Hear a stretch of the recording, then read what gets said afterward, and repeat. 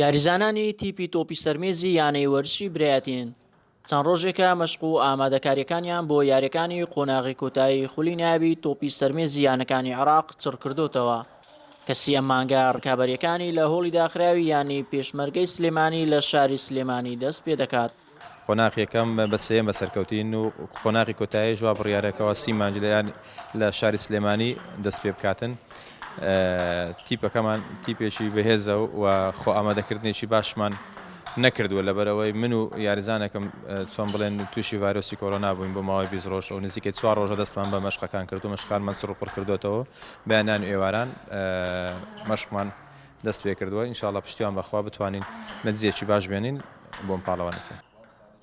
هەر یەک لە یاریزانان شاهین نەجات، ئەمیر سامر، شاهۆ ئەحمەد، ئەبوبەکر سەعەدوڵڵا و سیڤان خالید بەڕابەرایەتی بەشدار سەربەستی ڕاهێنەر تیپی تۆپی سەرمێزی یانەی برایەتی پێک دێنن. ئەوان لە قۆناغی ڕابردوو بە 7 بردنەوە و 2 شکست توانی بیان بە پلەی سێمی گروپی باکوور خۆیان دەربازی قۆناغی بژاردە بکەن. بۆم قۆناغەش یاریزانانی یانەکە خانەکانی پێشەوەی ڕزبەندی خولەکەیان کردوتە ئامانجی یانەکەیان.